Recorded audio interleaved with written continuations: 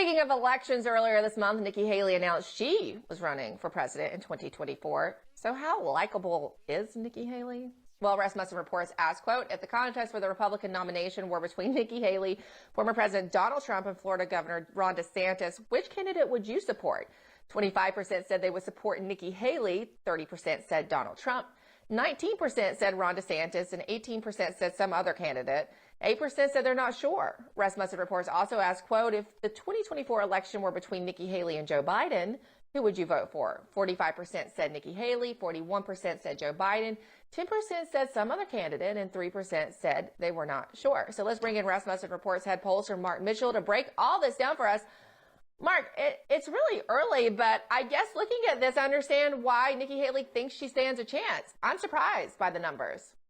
Well, we have to ask these questions this early. I think there's a lot of strategy that goes into these campaigns and figuring out if they're viable and not. And she announced, and so we asked about her. And the big headline is that she beats Biden and Trump doesn't. Now, before everybody freaks out, there are a million caveats, I have to say.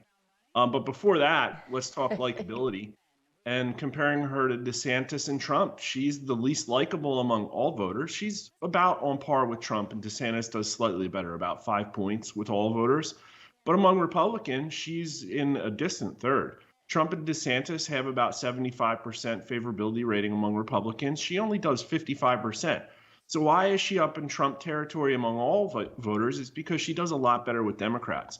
So Trump has 20% favorability among Democrats. DeSantis has a 30%, and she has a 41% favorability. So they're driving her numbers up.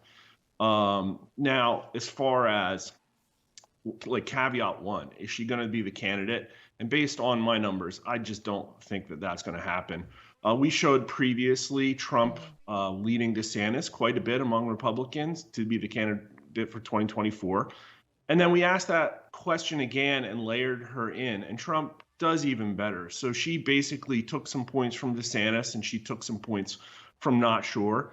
And among Republicans, Trump is wanted by 52% of them, DeSantis by 24%, and she comes in third at 15%. So Republicans don't see her as being the candidate for 2024. But then we come back to why is she beating Biden in a matchup and Trump for the first time can't? So here's all of the list of reasons why I think that might be a little artificial. One is that we've asked the Trump matchup many times, and Trump since 2020 has always beaten Biden.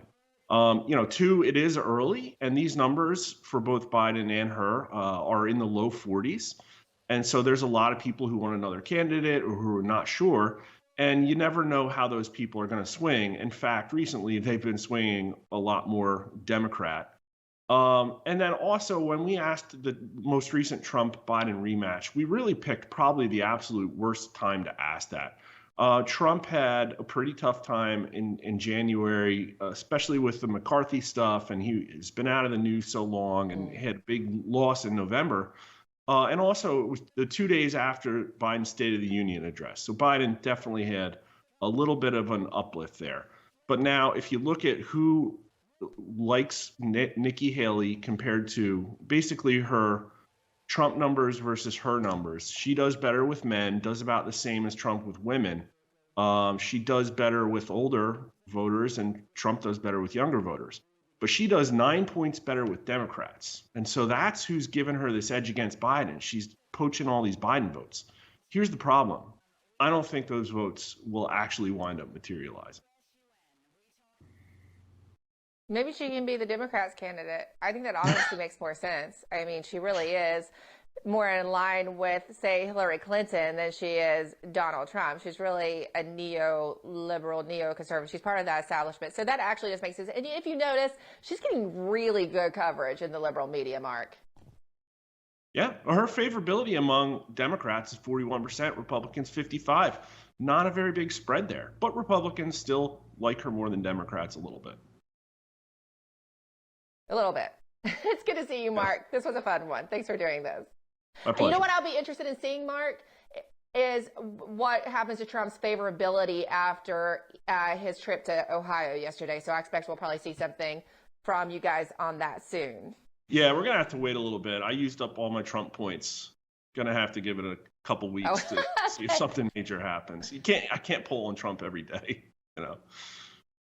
I gotcha. I totally understand. Good to see you, Mark. Thanks. All right. Bye.